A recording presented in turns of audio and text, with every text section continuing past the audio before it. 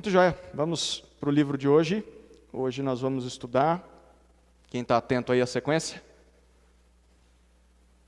Qual é o livro de hoje? Naum. Naum. Abra sua Bíblia. Depois de Jonas tem Miqueias. Depois de Miqueias temos Naum.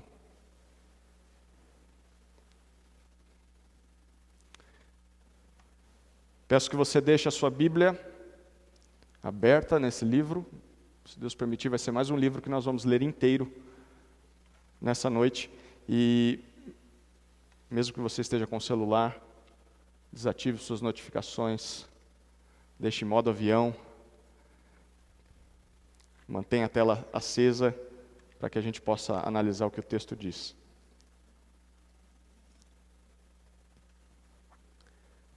Nós já leremos esse livro. Gostaria de iniciar, para variar, fazendo uma pergunta. Mas é uma pergunta que assim, não tem uma resposta muito certa, não. Você já parou para pensar se é possível que uma má notícia seja, ao mesmo tempo que é uma má notícia, seja uma boa notícia? Uma má notícia ser ao mesmo tempo uma boa notícia? É possível? Sei que alguns já experimentaram algo parecido então, né? Alguns exemplos. É boa ou má notícia você não passar no vestibular? Ou não passar no concurso público que você estudou tanto para passar?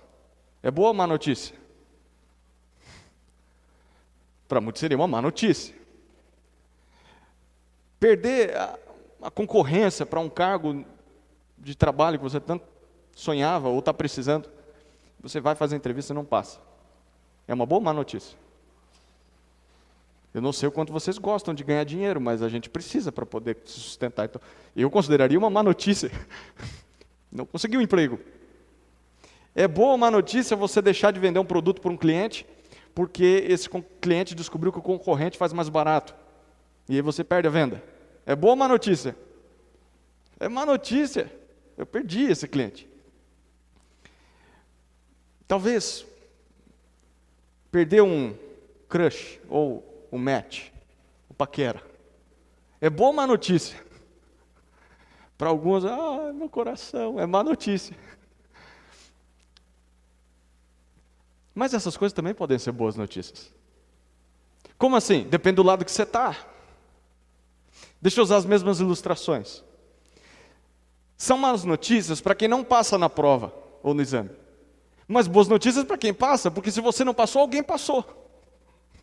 Não é verdade? Para aquela pessoa foi uma boa notícia. Se você perde a oportunidade de emprego, alguém vai ganhar aquela oportunidade de emprego. Então é má notícia para você, mas é boa notícia para a pessoa. Outra ilustração que a gente usou, deixar de vender o produto para aquela pessoa, significa que outra pessoa vendeu o produto para aquela pessoa. Então, para alguém isso é boa notícia. Que bom que não comprou no concorrente, que bom que comprou comigo. É boa notícia, apesar de ser má para você perder a paquera, mas alguém pode conquistar aquela paquera. Então vai ser boa notícia para aquela pessoa. Ou boa notícia simplesmente porque não vai ficar com você, porque você também não é essas coisas. Então, mas vocês percebem o que eu estou querendo dizer. Uma má notícia pode ser ao mesmo tempo uma boa notícia. É possível. A única coisa que depende é de que lado você está. A mesma notícia pode ser uma má notícia para você, mas uma boa notícia para outra pessoa. O que muda é o lado de onde você está. Naum nos comunica uma notícia desse tipo. Mas é uma notícia muito mais séria do que esses exemplos que eu citei aqui.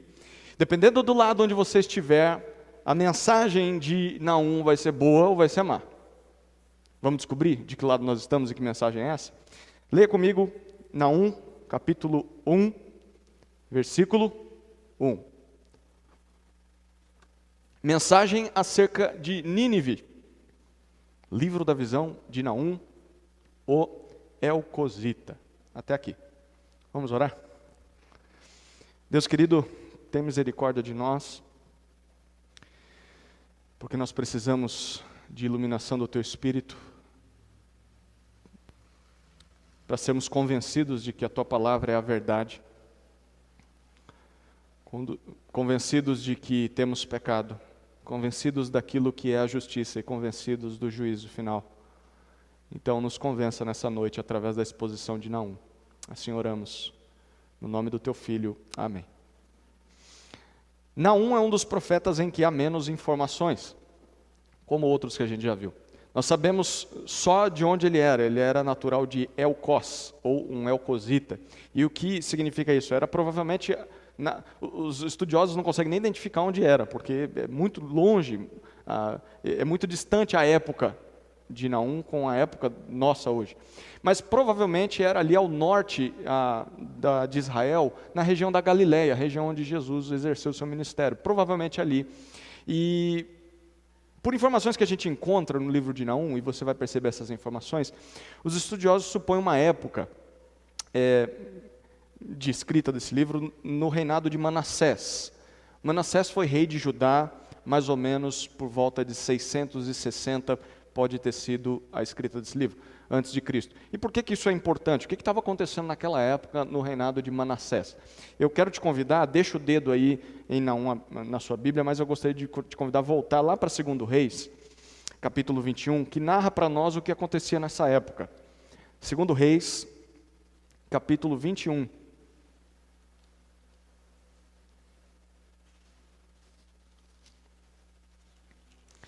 Segundo Reis 21, nós leremos os versículos 1 a 9.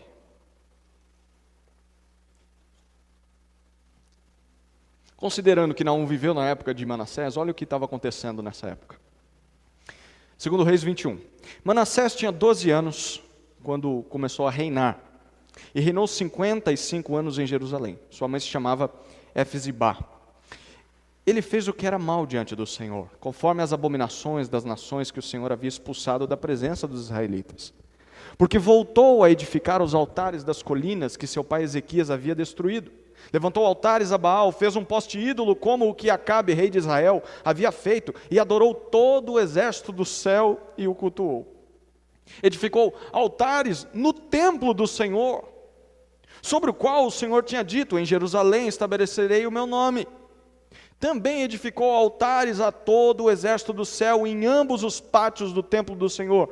Ele até queimou o seu filho em sacrifício e praticou feitiçaria e encantamentos. Instituiu adivinhos e feiticeiros, praticou muita maldade diante do Senhor, provocando-o a ira. Também pôs a imagem de escultura do poste ídolo que havia feito no templo do qual o Senhor tinha dito a Davi e a seu filho Salomão: neste templo e em Jerusalém, que escolhi dentre todas as tribos de Israel, estabelecerei o meu nome para sempre. Não deixarei mais os pés de Israel andarem sem rumo nessa terra que dei aos seus pais, contanto que tenham cuidado de fazer conforme tudo que lhes ordenei e conforme toda a lei que meu servo Moisés lhes ordenou. Porém, eles não deram ouvidos. Manassés os induziu ao erro, de tal modo que fizeram pior do que as nações que o Senhor havia eliminado da presença dos israelitas. Agora olha o versículo 16. Além disso, tem pior ainda, piora o negócio. Além disso, Manassés derramou muito sangue inocente, até que encheu Jerusalém de um a outro extremo, sem contar o seu pecado de induzir Judá a pecar, fazendo o que era mal diante do Senhor. Essa é a época de Naum. Manassés era filho de um dos melhores reis que Judá já teve. Judá é o reino do sul. Ezequias. Ezequias foi um dos melhores reis que Judá já teve. Mas filho de crente, não é crentinho. E Manassés é um bom exemplo disso. Porque quando seu pai morre, Manassés assume o trono com 12 anos de idade, provavelmente tutelado por um mentor, e quando ele assume capacidade de liderar a nação, ele lidera, e a gente descobre que ele segue um caminho totalmente diferente do seu pai. Manassés foi um péssimo rei. E por quê? Porque ele praticou os pecados abomináveis dos cananeus. Não era nem a idolatria que se via em Israel, era a idolatria que se via nas terras pagãs, ali ao redor de Judá. E a gente vê uma lista de coisas que ele faz. Ele reconstrói altares idólatras, altares que seu pai tinha destruído. Ele vai lá e reconstrói. E faz o povo adorar os ídolos. Não só isso, ele adora a Baal. A gente sabe o que Baal provocou na história de Israel. Mas ele não só adora Baal, mas ele adora todos os astros celestes. Ele adora o sol, a lua, as estrelas e faz o pessoal cultuar também essas coisas. Ele chega até a edificar altares desse tipo dentro dos pátios do templo e dentro do templo de adoração ao Senhor. É um completo anticristo reinando em Judá. E ele está ali. E como se isso não fosse pouco, nós lemos que ele sacrifica o seu próprio filho. Esse era um ato muito comum na adoração feita ao deus Baal. Um filho pequeno, provavelmente. Um bebê. E ele sacrifica esse filho queimado vivo ao deus Baal. Ele praticou feitiçaria, ele instituiu feitiçaria em toda a Judá, sem contar que o texto disse que ele derramou muito sangue inocente. E o texto até exagera, né? Fala que tinha sangue de norte a sul, leste a oeste em Judá por causa desse cara. E tudo isso fez com que o povo se desviasse do Senhor. Manassés foi uma péssima influência para Judá, que se torna igual ao seu rei. Então é natural isso. O povo se torna como é o seu líder. E o povo se torna como Manassés, pior do que as nações pagãs. Aquelas nações que Deus tinha tirado ali de Canaã. Que Deus tinha usado Josué com o povo de Israel para derrotar e dizimar. Eles se tornam piores do que aquelas nações. E esse é o cenário de Naum. Obviamente que isso provocou a ira de Deus. E por que isso provocou a ira de Deus? Olha o que o texto continua dizendo a partir do versículo 10. Nós vamos ler agora 2 Reis 21, de 10 a 15. Então o Senhor falou, por intermédio de seus servos, os profetas. Manassés, rei de Judá, cometeu essas abominações, fazendo pior do que tudo quanto fizeram os amorreus que o antecederam, e também induziu Judá a pecar com seus ídolos. Por isso, assim diz o Senhor Deus de Israel: enviarei um castigo tão grande sobre Jerusalém, e Judá, que ambos os ouvidos de todos os que ouvirem retinirão. Estenderei a corda de Samaria e o prumo da família de Acabe sobre Jerusalém, e limparei Jerusalém como se limpa um prato, virando-o de um lado e de outro. Desampararei o remanescente da minha herança e os entregarei na mão de seus inimigos. Eles se tornarão presa e despojo para todos os seus inimigos, porque fizeram o que era mal diante de mim e me provocaram a ira, desde o dia em que seus pais saíram do Egito até hoje. Deus levanta homens, profetas, que anunciam uma terrível notícia: Deus vai destruir Judá. O mesmo castigo que tinha atingido Israel, que era o reino do norte, 60 anos atrás, isso já tinha acontecido, o mesmo castigo virá sobre Judá. Deus vai destruir Judá também.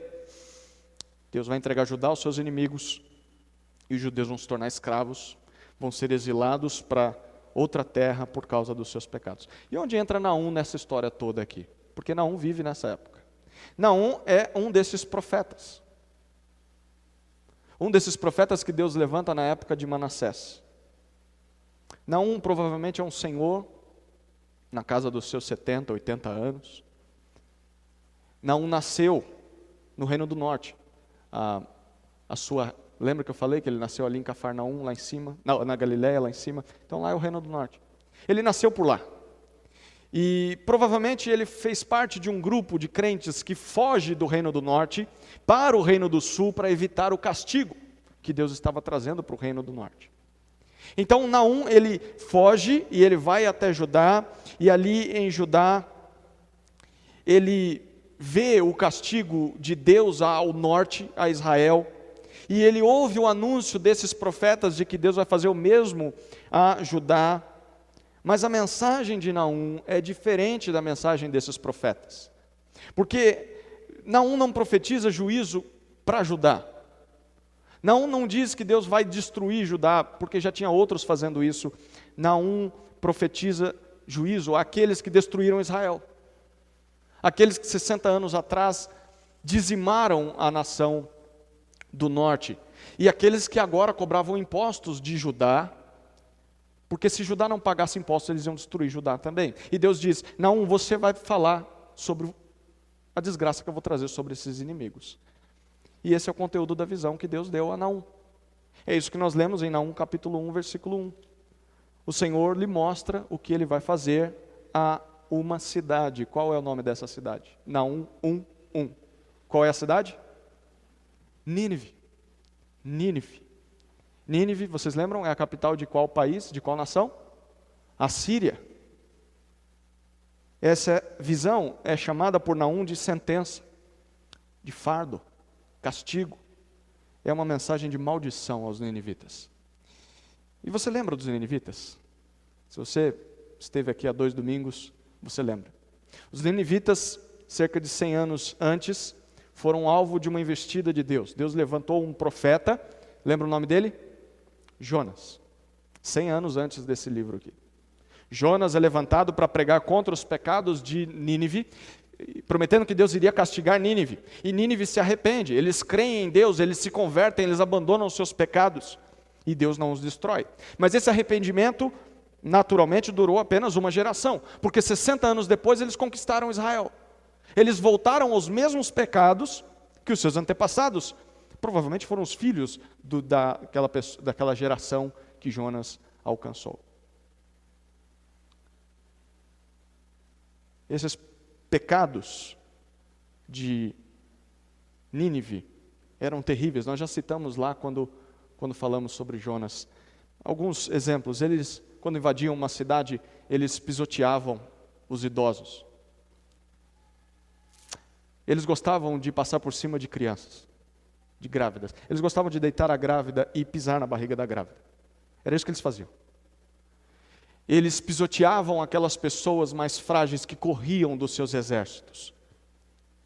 Os assírios, e eles fizeram isso com o Reino do Norte, 60 anos depois que houve o arrependimento em Nínive. Os assírios esfolavam seus prisioneiros vivos. Eles arrancavam suas peles enquanto eles estavam vivos. Os assírios, e eram mais famosos por causa disso, eles empalavam os heróis de guerra dos seus inimigos. Então eles enfiavam uma estaca de baixo para cima enquanto eles estavam vivos, e isso eles davam um alerta com isso. Eles diziam: é isso que a gente faz com os generais inimigos. É melhor ficar esperto com a gente.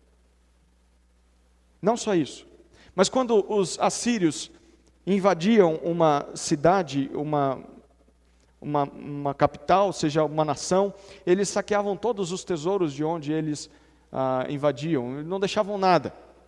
Eles espalhavam parte dos sobreviventes por terras estrangeiras. Então eles queriam acabar com a cultura, eles queriam acabar com a religião. Os que sobravam, eles espalhavam e deixavam uma parte ali na terra deles, mas traziam várias pessoas de outros países para que houvesse uma confusão de língua, uma confusão de religião.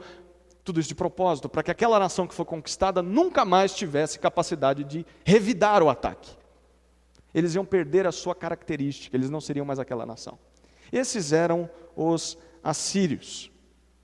Foi isso que eles fizeram com Israel. E é por isso que Deus está levantando Naum. Deus levanta Naum para anunciar punição aos pecados dos assírios. Em outras palavras, Naum prega o que Jonas, pelo menos no início do livro, o que Jonas queria ter pregado. Você lembra de Jonas, né? Como Jonas dava tudo que tinha para poder ter essa mensagem. Mas Deus não escolheu ele para fazer isso. 100 anos depois levanta Naum. E é um castigo inevitável, total. Deus vai acabar com Nínive, Deus vai acabar com os assírios. E essa mensagem ia servir de lição. Não para os assírios, porque eles vão morrer. Agora não tem segunda chance. Mas é uma lição para os judeus.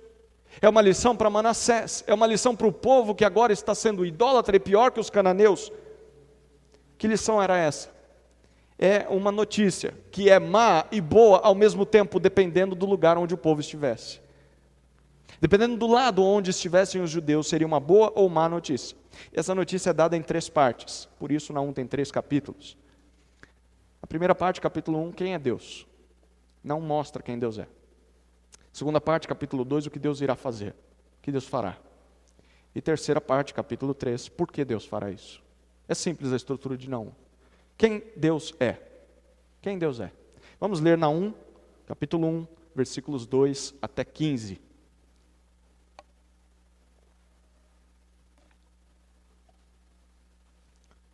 O Senhor é um Deus zeloso e vingador. O Senhor é vingador e cheio de indignação.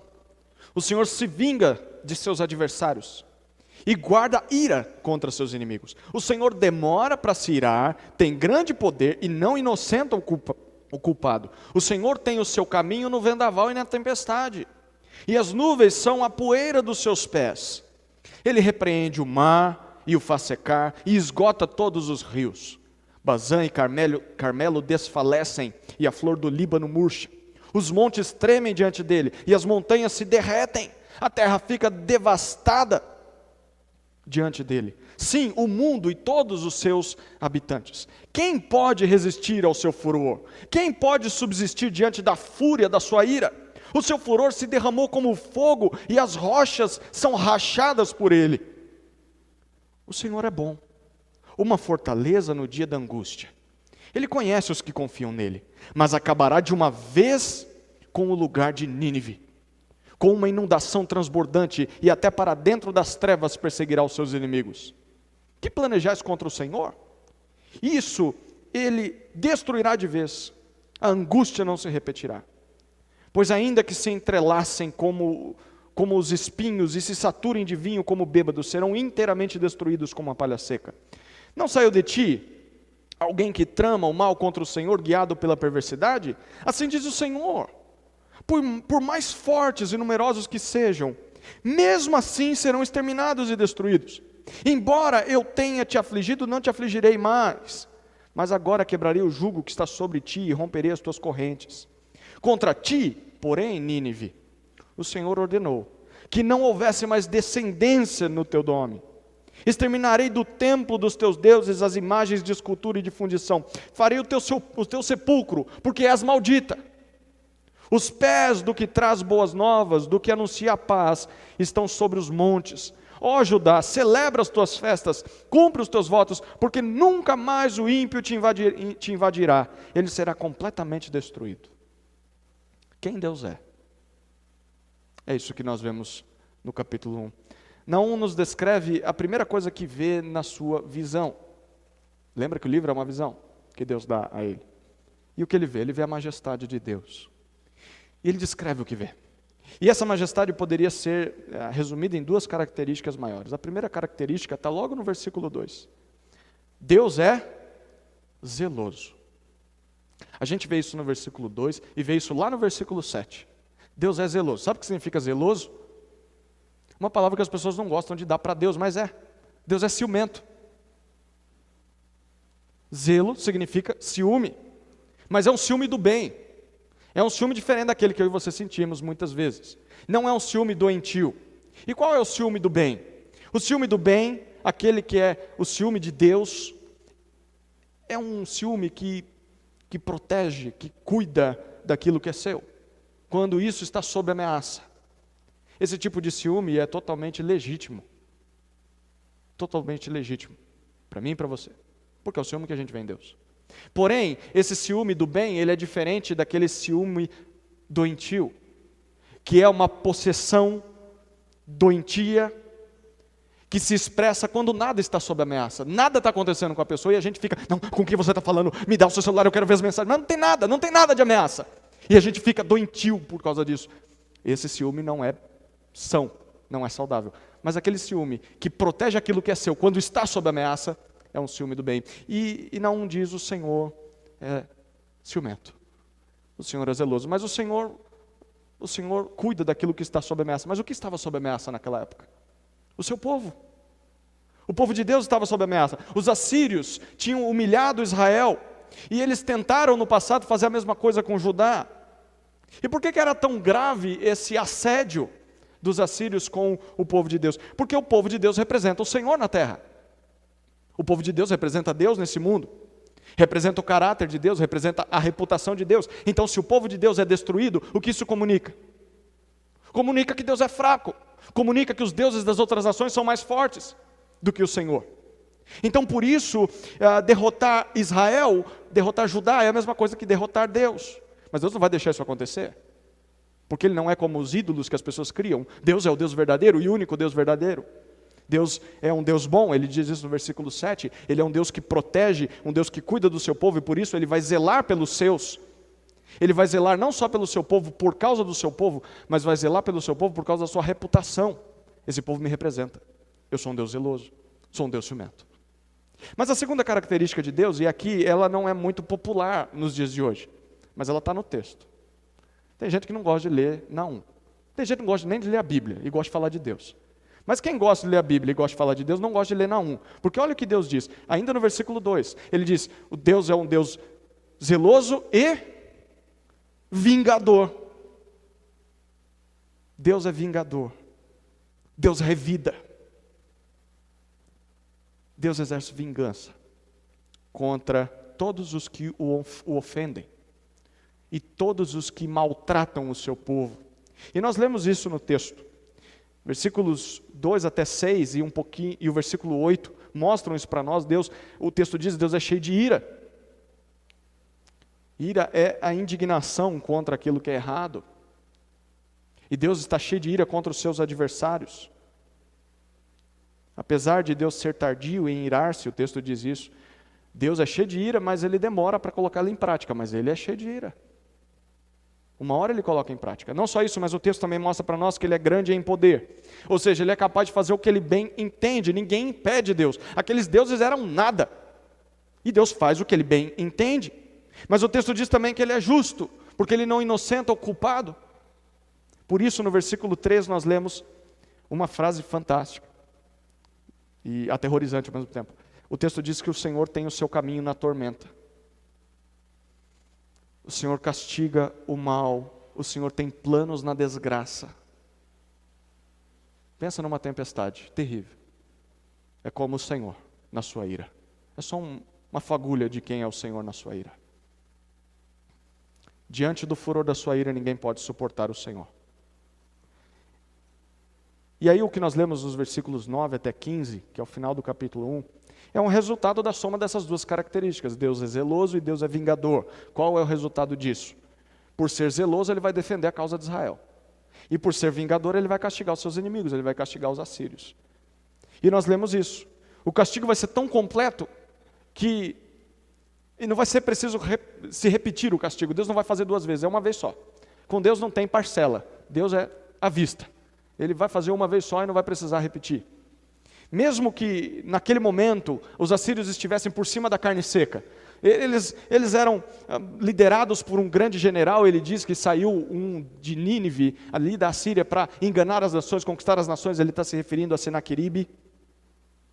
Mesmo que a Síria, representada pela sua capital, era protegida por grandes muros ali nas muralhas de Nínive, porque eles eram muito numerosos, mesmo que eles fossem tão poderosos, eles vão cair.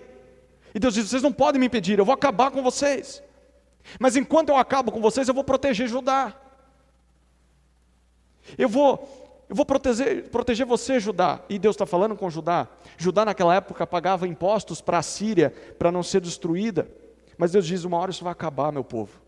Uma hora isso vai terminar, vai chegar um dia em que eu vou tirar de sobre os seus ombros o jugo da Assíria. E quando esse dia chegar, a notícia da derrota de Nínive, ele diz no final do versículo 15, a notícia da derrota de Nínive será como boas novas, será como evangelho aos ouvidos dos judeus. Quem Deus é? Deus é zeloso e é vingador. Zeloso e por isso vai proteger o seu povo. Vingador e por isso vai castigar os seus inimigos. Segunda parte de Nínive, o que Deus fará. Nós temos aqui uma descrição, uma previsão do futuro de Nínive. O que Ele vai fazer com Nínive? O que Ele vai fazer com os assírios? Olha o capítulo 2 inteiro, versículos 1 até 11.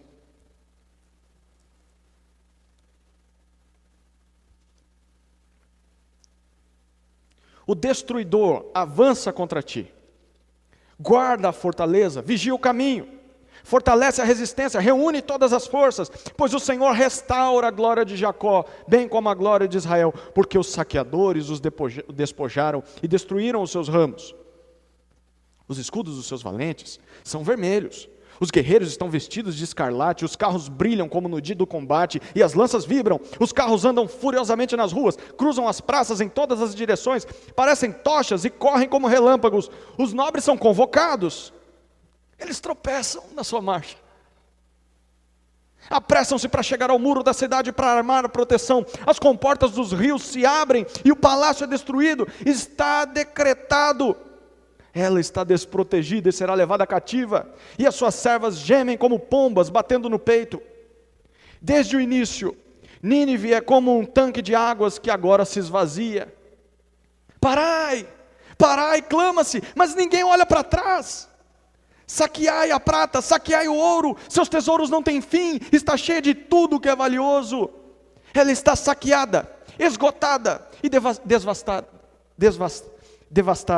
Derrete-se o coração, tremem os joelhos e todo o corpo dói. O rosto de todos eles fica pálido. Onde está agora a toca dos leões? E a habitação dos leões fortes, onde o leão, a leoa e o filhote de leão andavam sem que ninguém os espantasse?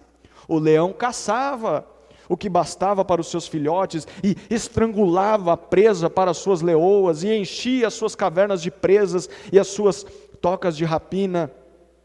Coloco-me contra ti, diz o Senhor dos Exércitos. Queimarei os teus carros no fogo e a espada devorará os teus leões fortes. E exterminarei da terra a tua presa, e não se ouvirá mais a voz dos teus embaixadores.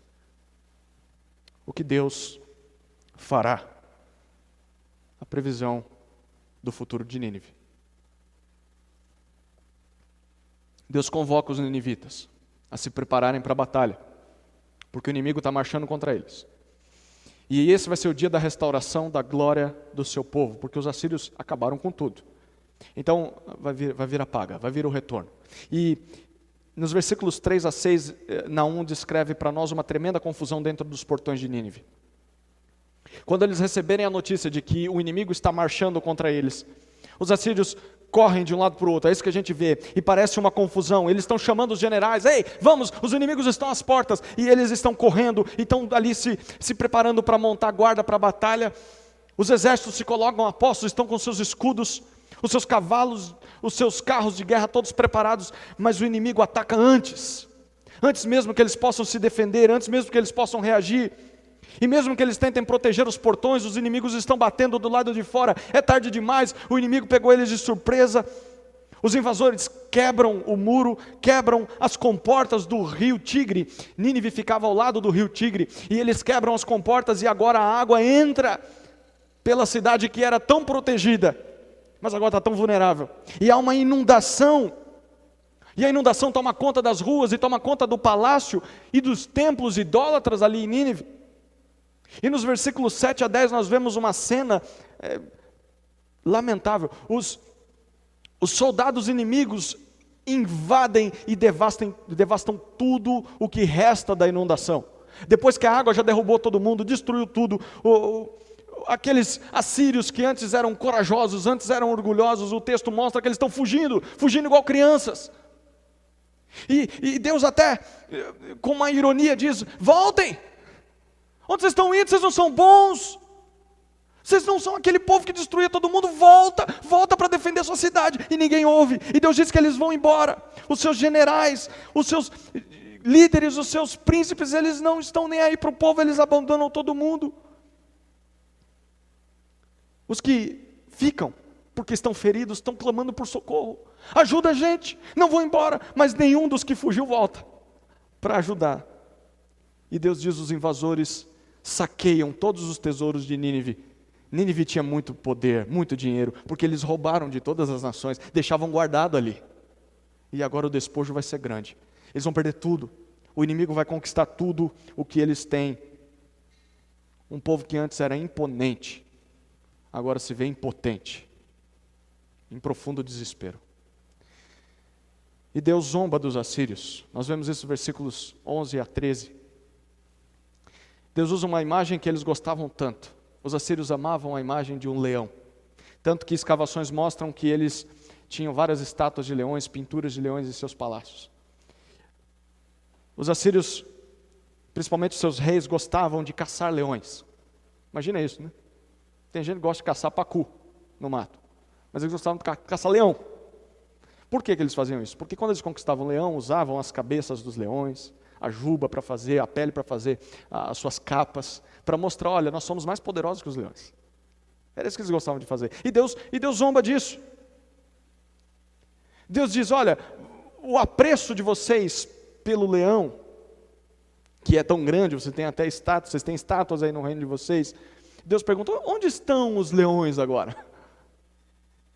Diz para mim, onde estão os leões que acabavam com tudo? Vocês saíam da sua terra, iam atrás de presas, pegavam pessoas, arrastavam pessoas, estrangulavam pessoas, dizimavam pessoas.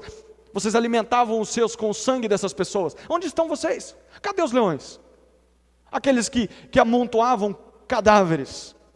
Onde estão os leões?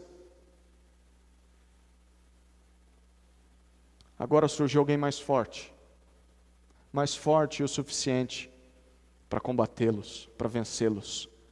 O leão que criou os leões, o Senhor, Deus dos exércitos. E é isso que Deus diz no versículo 15, o Senhor dos exércitos, mais forte do que todos, se colocou contra vocês. Eu estou contra Nínive, e eu vou destruir vocês totalmente. Eu vou ferir esse leão, e vou fazer ele virar um gatinho. Eu vou arrebentar com vocês. O que Deus irá fazer? Deus vai destruir de uma vez por todas os assírios, começando pela sua capital, começando por Nínive. Tudo de mal que eles fizeram aos outros vai ser retribuído. E vai ser retribuído em dobro. O castigo vai vir a cavalo. E aí chegamos na terceira parte de Naum. Por que Deus fará isso? Por que Deus fará isso? Olha o que dizem os versículos 1 a 19 do capítulo 3.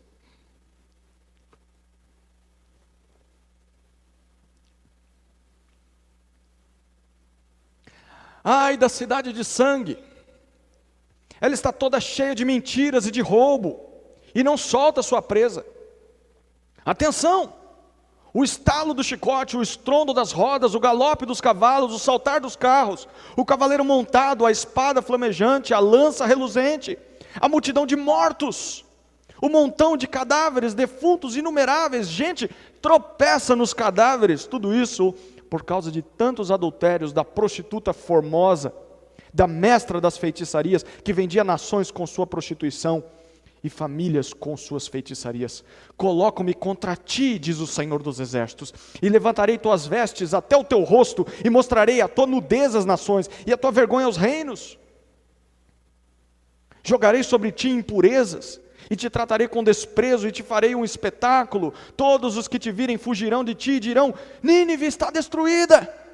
Quem terá compaixão dela? De onde trarei consoladores para ti? Por acaso és melhor que Tebas, que vivia à beira do Nilo, cercada de águas, tendo o mar como defesa e as águas como muralha? Etiópia e Egito eram a sua força inesgotável, Pute e Líbia eram teus aliados, entretanto, ela foi levada, foi para o cativeiro. Os seus pequeninos também foram despedaçados nas entradas de todas as ruas, lançaram sortes pelos seus nobres, e todos os seus grandes foram acorrentados. Tu também serás embriagada, ficarás escondida para buscar refúgio do inimigo. Todas as tuas fortalezas serão como figueiras com figos novos, quando os sacudidos caem na boca faminta. As tuas tropas são como mulheres no meio de ti.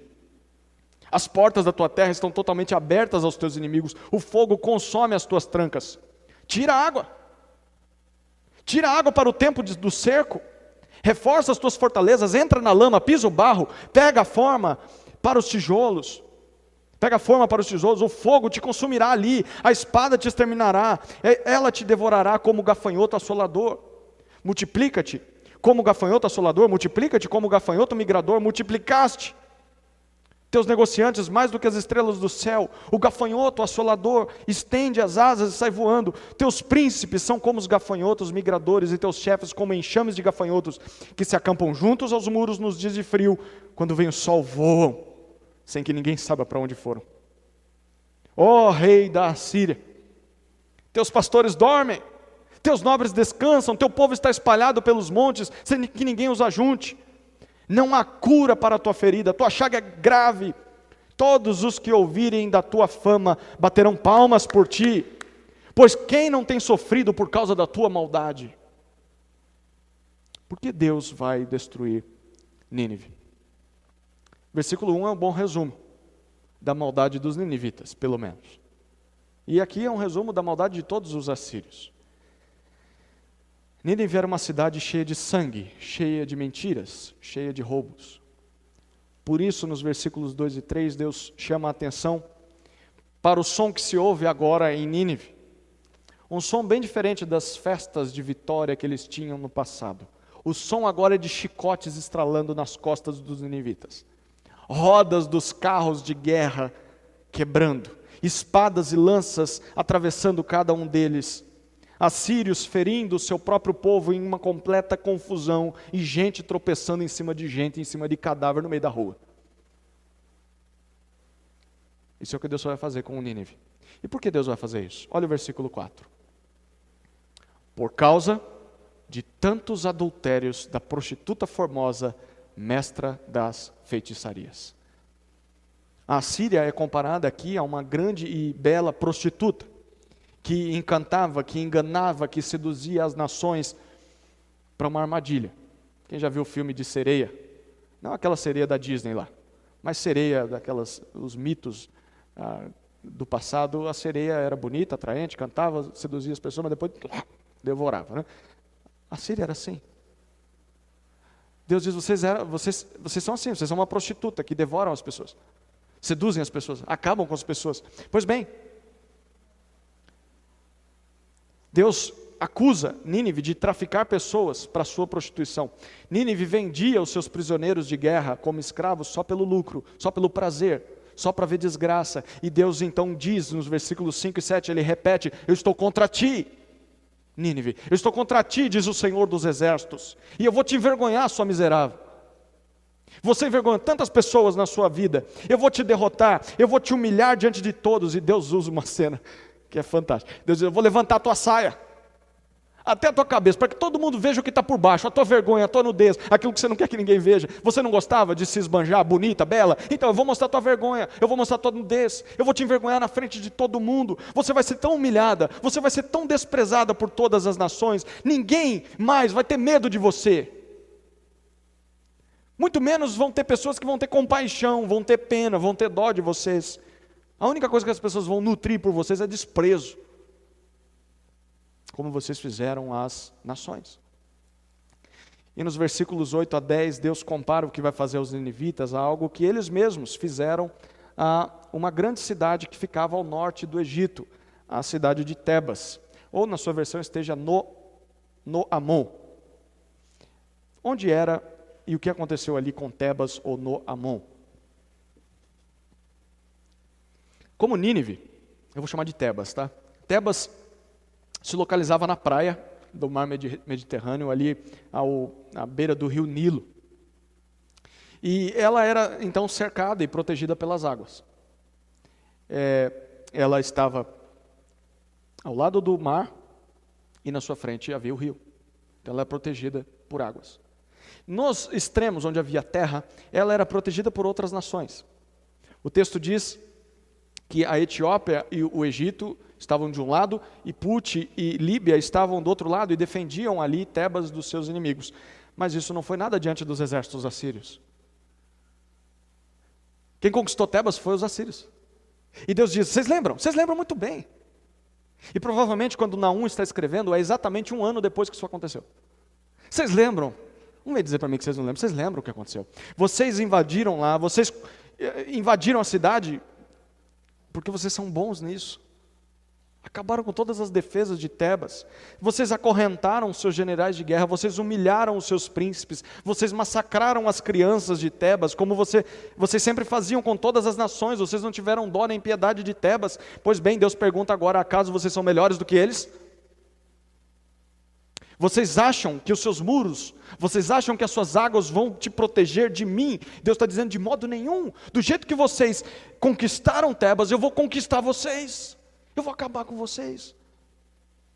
E Naum termina, nos versículos 11 até 19, o seu discurso, dizendo que o castigo dos ninivitas é inevitável. O Senhor vai embebedá-los, não com vinho, mas com a sua ira. Eu vou derramar sobre vocês a taça da minha ira, vocês vão ficar embriagados com isso. Vocês vão tentar se esconder, mas não vão conseguir não. Vocês vão ser colhidos como frutas que estão prontas. Chega agora daqui a pouco sai a época aí de manga, né? Pega uma mangueira e chacoalha ela, os frutos maduros vão cair, não vão? Cuidado com a cabeça. Deus diz, eu vou fazer assim com vocês. Vocês já estão maduros, está pronto para a colheita, eu vou acabar com vocês. Eu vou chacoalhar a árvore, vai cair todo mundo. E vocês vão ser devorados. Diante dos seus inimigos, as tropas, Deus diz, de Nínive serão como menininhas, acovardadas. Imagine isso. Os maiores soldados, guerreiros, corajosos, imponentes, vão tremer igual vara verde, diante dos inimigos, igual menininhas na batalha. Os seus portões, Deus diz, estão incendiados. Vocês vão tentar apagar o incêndio. Vocês vão tentar consertar os estragos, mas vai ser tarde demais. O fogo vai consumir grande parte de tudo que tem aí. O que o fogo não consumir, eu vou acabar com a espada depois. Os inimigos vão entrar e matar vocês. A terra vai ficar devastada, como uma nuvem de gafanhotos que passa por uma plantação e não deixa nada. E Deus diz que apesar de que naquela época a Assíria fosse tão poderosa, fosse tão numerosa, tão influente no mundo, eles vão ser pegos de surpresa. E é interessante porque Deus diz, rei, os teus príncipes estão fazendo o quê? Estão dormindo. Provavelmente o ataque foi de madrugada. Ninguém estava esperando. Quem imaginava isso? Né? Quem é louco de atacar a nação mais poderosa de madrugada? Eu acho que nem guarda eles deixavam. Pois é. Deus diz, eu vou pegar vocês de surpresa na calada da noite. E o texto termina no versículo 19, dizendo que a ferida que Deus vai fazer em Nínive vai ser tão profunda e tão mortal que não haverá cura para restaurar a cidade. E mais, ele diz que quando as pessoas ouvirem essa notícia, quando todas as nações ouvirem que Nínive caiu, eles vão se alegrar. Por quê? Eles vão bater palmas. Porque ele diz, não houve uma nação que não foi afetada por vocês. As pessoas não vão ter dó de vocês, não. Por que Deus vai destruir Nínive? Além de causar mal ao povo de Deus, Nínive tinha assolado todas as nações conhecidas na época. A grande prostituta vai ser castigada pelo mal que causou. É por isso que Deus vai acabar com Nínive. Quais são as lições que nós podemos aprender aqui? Pelo menos uma maior. Essa é a notícia que Nínive apresenta ao povo de Judá, lá nos dias de Manassés, lembra? Um rei idólatra, uma nação idólatra. E essa notícia pode ser dividida em duas partes. Primeira parte da notícia, Deus vingará o mal. Deus vingará o mal. Os assírios vão ser castigados pelo mal que causaram ao povo de Deus, mas também ao mal que causaram às demais nações. Por muito tempo, pode ter parecido que os assírios iriam passar impunes, mas um dia a justiça divina vai alcançá-los. Isso porque Deus se colocou contra eles, do lado da justiça. Deus vai vingar o mal.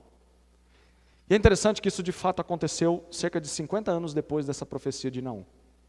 Em uma aliança entre a Média, ainda pequena, e a Babilônia, menor do que a Média na época. Os seus generais Siáchares e Nabopolassar, eles combinam. Já que ninguém consegue destruir eles, vamos juntar os nossos exércitos. E eles combinam um cerco contra Nínive. E esse cerco dura 3 anos, imagine isso. Aquela nação que estava acostumada a fazer isso. Eles pegam eles de surpresa na calada da noite e cercam as muralhas, ninguém entra, ninguém sai. Se sair, morre. Não entra comida. Eles cortam as águas e por 3 anos deixam o povo se devorar ali dentro. Sem água, sem comida, sem esperança. Historiadores relatam que no início, os assírios quando viram aquele cerco, eles estavam muito confiantes. Também puderam, né? Ninguém tinha coragem de fazer isso com eles. Então, eles estavam crentes que aquilo, a gente vai acabar com essa revolta, daqui 2 dias a gente resolve esse negócio. E no início eles estavam ali confiantes, mas com o passar do tempo, veio a fome, veio a sede, e os inimigos começaram a atacar os portões, eles colocavam fogo e os ninivitas tentavam apagar, e ali jogavam água que era para beber.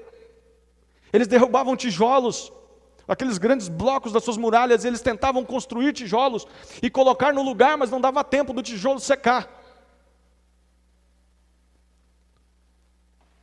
E com isso houve uma deserção e uma insubordinação aos generais da Assíria.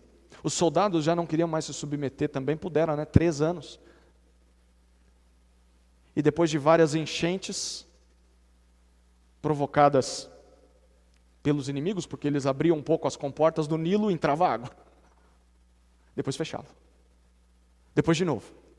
E os historiadores sugerem que também houve algumas enchentes naturais. Quem será que foi que fez isso? Aquele que está contra eles. Finalmente, Nínive cai 3 anos depois do cerco. Algo que parecia impossível. Impossível. Aconteceu. Só para você ter uma noção da tamanha vergonha e destruição que Nínive enfrentou, ela ficou escondida sob os escombros até o ano de 1842. Ninguém achava nada da Assíria até 1842, quando os escavadores descobriram Nínive. Para você ver o tamanho da destruição que Deus trouxe a eles. Deus vingará o mal. Deus vingará o mal. O mal causado às outras nações e o mal especial, em especial causado ao povo dele. E Nínive é só um exemplo do que vai acontecer a todos os que imitarem essa grande prostituta. E isso aqui, pelo menos para nós, deveria ser muito encorajador. Porque nós vivemos num mundo muito mau. Nós vivemos num mundo corrompido. Há inúmeras maldades sendo cometidas contra pessoas vulneráveis em todo o mundo. Pense um pouquinho nas últimas notícias que você ouviu. Se você ligar a televisão, você vai ver. Se você der um Google, notícias do dia, você vai ver cada calamidade. Nós vemos guerras. Alguns, talvez de nós que estão acompanhando essa mensagem, sofrem guerras. Nós enfrentamos roubos a todo o tempo. Nós enfrentamos extorsões, tráfico humano, jovens que vão encantadas com a vida na Europa, e lá são seduzidas, enganadas e traficadas. E isso talvez não só lá longe, aqui dentro. Quantas não são as jovens que vêm do Nordeste, e quando vêm para São Paulo, para a capital, são enganadas e torturadas e traficadas como prostitutas. E nós vemos isso acontecendo aos montes, às vezes não está na nossa cara, mas converse com um delegado um dia. Quantos não são os desaparecimentos? Quantos não são os sequestros? Ninguém acha nada das pessoas e a família sofre. Nós vivemos num mundo quebrado, num mundo onde há mal, num mundo onde não há justiça. Você vê pessoas passando fome e gente jogando comida fora. Você vê pessoas passando sede e gente desperdiçando água e não estando nem aí para quem passa sede. Nós vivemos num mundo onde há tortura. Crianças que sofrem na mão de pais, na mão de tios, na mão de mães, pessoas que deveriam proteger essas crianças, estão abusando dessas crianças, e nós vemos isso constantemente. Nós vemos crime organizado, e quem acompanhou as notícias essa semana, fica tentando se colocar no lugar da Polícia Federal, uma grande de uma organização, anos para prender um dos maiores traficantes, bandidos, e ele é solto por uma canetada de um juiz. E agora, a canetada é revertida e toda a polícia tem que ir atrás do cara, só que o cara fugiu. Esse é o país que a gente vive, isso é justiça. Há injustiça nas ruas, há injustiça nos tribunais, o mundo que a gente vive é um mundo corrompido. E saber que Deus irá vingar o mal traz esperança para a gente. Um dia todo o mal vai ser punido. Um dia essas pessoas vão prestar contas diante de Deus. Alguém vai se levantar, haverá um leão que vai devorar essas pessoas. Um dia Deus vai vingar o mal, e não só o mal que a gente vê generalizado, mas o mal em especial cometido contra o seu povo. E se há uma coisa mais escondida do que todas essas coisas que nós falamos, é a perseguição que nós temos ao povo de Deus ao redor do mundo. O politicamente correto, que hoje em dia diz que respeita a todas as religiões, vivemos num Estado laico, todo mundo tem direito de adorar o que quiser. O politicamente correto, que defende todas as religiões, menos o cristianismo, esconde, maqueia cristãos perseguidos ao redor do mundo, cristãos sendo torturados, na cara dura, às vezes há gravações, filmagens, na China, na Coreia do Norte, nos Estados Unidos, mesmo onde nós conhecemos, e nós falamos, mas aqui não, esses países, eles são respeitosos, é nada, dá um passeio na Europa, países tomados pelo islamismo, em que há uma perseguição vedada, e às vezes escrachada ao cristianismo, e pessoas são humilhadas, torturadas, espancadas, presas, acorrentadas, mortas, simplesmente porque creem em Jesus. Nunca pegaram uma espada na mão, nunca pegaram uma lança na mão, nunca prometeram fazer mal a alguém, simplesmente dizem, Jesus é o meu Senhor, e por isso são torturados, são perseguidos. Muitas vezes nós nem sabemos disso. E quem trabalha com esse povo não pode divulgar essas coisas, porque há países em que tem que ser escondido o trabalho, de acolher essas pessoas, de pastorear essas pessoas. Gente que sonha em ter o que a gente tem aqui. Ter uma porta aberta, ter uma Bíblia na nossa língua, poder ter todas as páginas da Bíblia. Tem gente que vive com uma página da Bíblia. Quando a perseguição chega, tem que esconder, tem que engolir, porque não pode, isso aqui não existe em muitos países. Você fala, onde eu quiser eu leio a Bíblia. Tem gente que onde quiser não pode ler a Bíblia. Haverá um dia em que Deus vai vingar o que estão fazendo com o povo de Deus. Não só hoje, mas em toda a história. Todas as blasfêmias, todas as humilhações, todos os assassinatos escondidos. Um dia o Senhor vingará o mal causado ao seu povo. Graças a Ele por isso. Deus vingará o mal. Mas essa também é uma notícia de alerta para aqueles que praticam o mal. Há 100 anos atrás, Nínive teve a chance de se converter através de Jonas. E Nínive aproveitou aquela chance. Mas os seus filhos voltaram a praticar os mesmos pecados que as outras gerações. Mas dessa vez não tem outro Jonas, não. Dessa vez não tem uma segunda oportunidade de arrependimento, dessa vez não tem segunda chance. E era isso que os judeus da época de Naum e o rei Manassés deveriam saber. Deus já tinha mandado muitos profetas para essa nação, e eles não davam ouvidos aos profetas. Deus diz, então, se vocês praticam mal, eu vou acabar com vocês. Vai chegar uma hora que não vai ter segunda chance.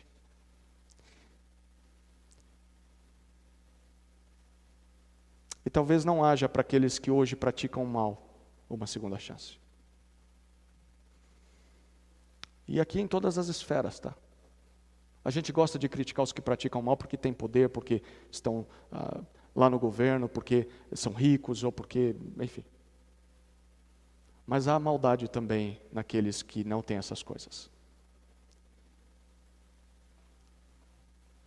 Talvez não haja segunda chance para os ricos e pobres. Talvez não haja segunda chance para oprimidos e poderosos. Talvez não haja segunda chance para policiais ou bandidos que praticam mal. Deus vai vingar o mal. Se você pratica o mal, você precisa saber que Deus vai vingá-lo.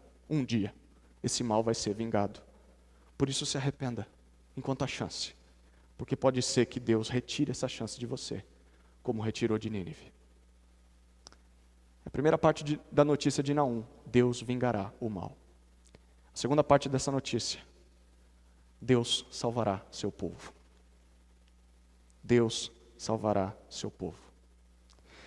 Mesmo prometendo que disciplinaria Judá por seus pecados, nós vimos isso em 2 Reis 21. Deus garante que não vai fazer isso duas vezes. A disciplina viria, mas havia algumas promessas fantásticas no texto, só queria que você olhasse novamente comigo. Rapidamente a gente vai folhear o livro de Naum. O que Deus disse no capítulo 1, versículo 7. Ele disse assim, o Senhor é bom, é uma fortaleza no dia da angústia, Ele conhece os que confiam nele. No versículo 12, do capítulo 1, a segunda parte do versículo, e o versículo 13, ele diz: embora eu tenha te afligido, não te afligirei mais. Deus está falando com o seu povo. Mas agora quebrarei o jugo que está sobre ti, e romperei as tuas correntes. E por quê? Capítulo 2, versículo 2. Ele disse: o Senhor restaura a glória de Jacó, bem como a glória de Israel. Deus castigou o reino do norte, Deus estava para castigar o reino do sul, mas ia ser só uma vez. Deus promete, é só dessa vez, é a última vez. Depois disso eu vou restaurar vocês.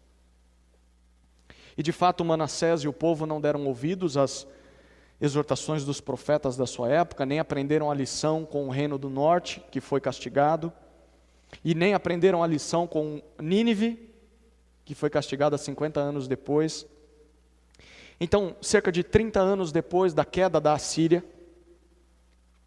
80 anos depois de Naum, a Assíria cai em 50 anos. 30 anos depois da queda da Assíria, os próprios judeus caem sob o poderio de uma das nações que conquistou Nínive. Lembra que eu falei?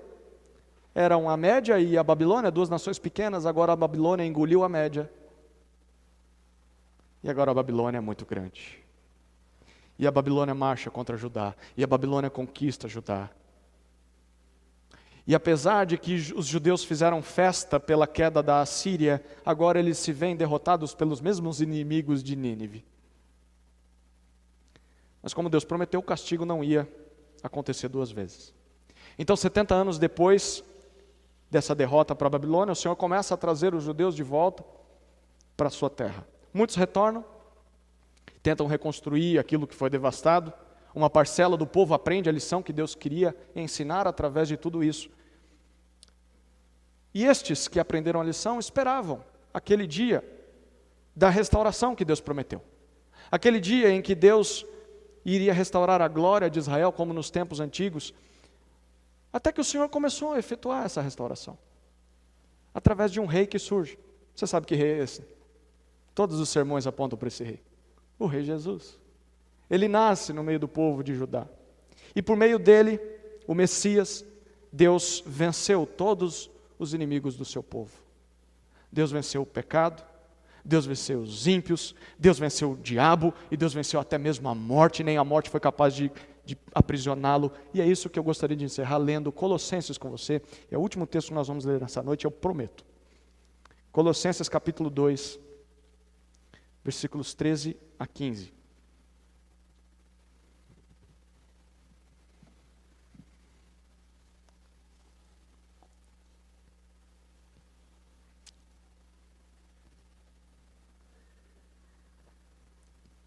Colossenses 2, 13 a 15. Olha que fantástico.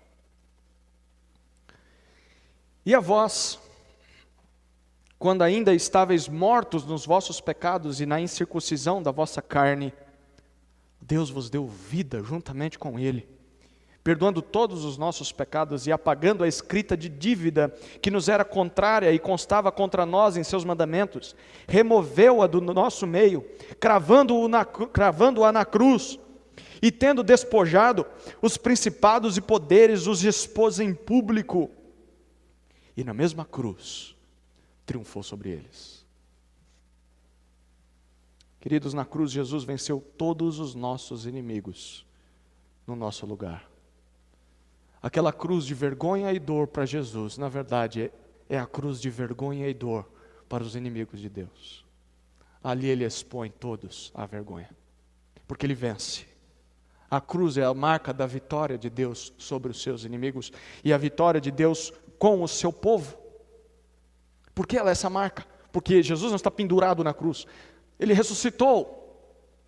Ele morreu, mas voltou à vida 3 dias depois. Ele ascende aos céus e Ele promete que vai voltar uma segunda vez, agora como leão, como nós cantamos. E Ele vai voltar para estabelecer de uma vez por todas a sua vitória e a vitória do seu povo sobre toda a criação. Queridos, Deus salvará seu povo.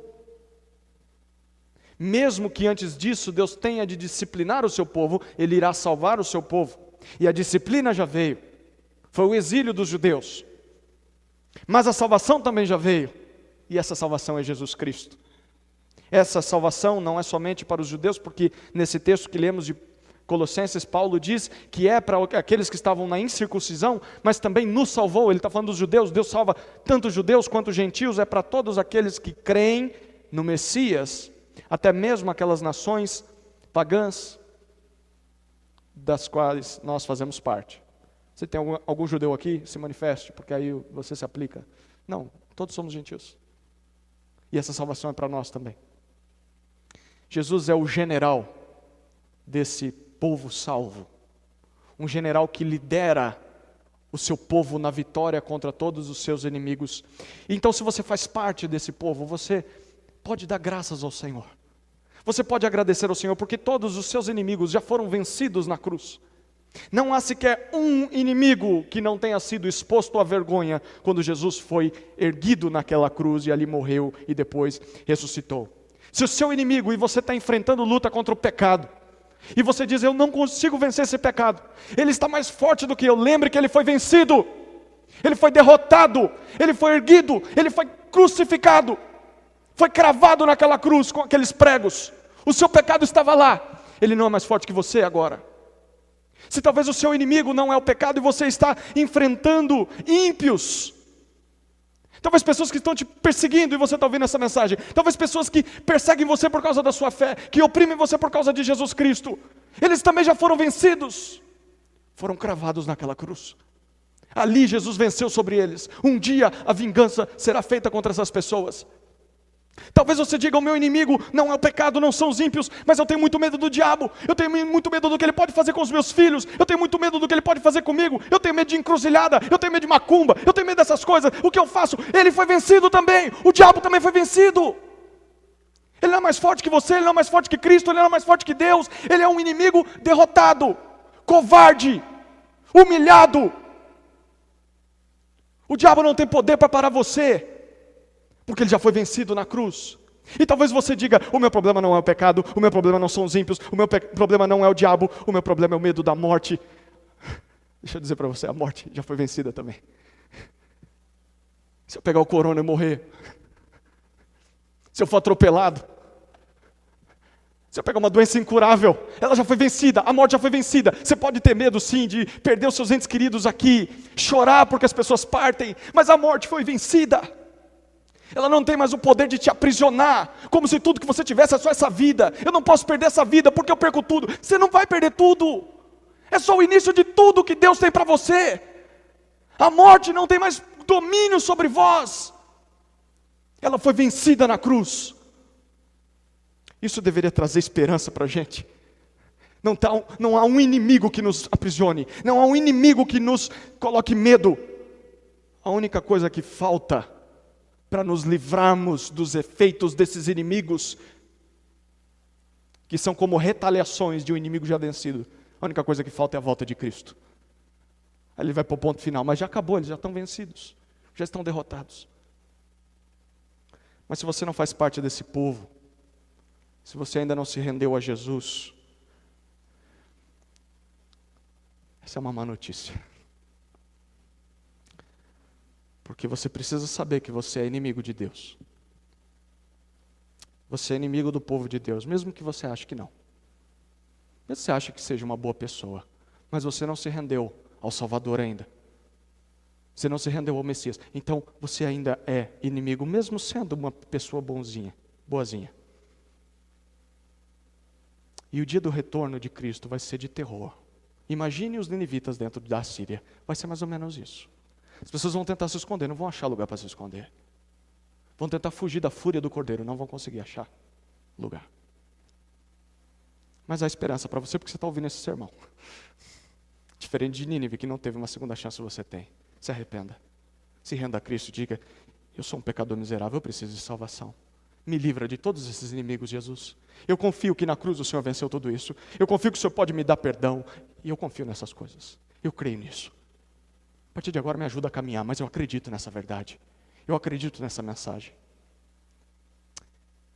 Essa é a notícia de Naum. Uma notícia que pode ser tanto uma má quanto uma boa notícia. dependendo do lado onde você está. Deus vingará o mal, mas salvará o seu povo. Essa é uma má notícia para aqueles que praticam o mal, para aqueles que são inimigos de Deus. Mas é uma notícia de consolo para aqueles que fazem parte do povo do Senhor. Aliás, esse é o significado da palavra Naum, do nome de Naum. Consolo. Aquele que é consolado por Deus. Foi por isso que esse livro foi escrito. Apesar de ser um livro de desgraça, mas foi um livro escrito para ser uma boa notícia. Uma boa notícia ao povo de Deus. Um dia Deus vai vingar o mal. Um dia Deus vai salvar o seu povo. Queridos, que nós estejamos do lado certo. E que essa notícia seja suficiente para nos consolar nessa noite.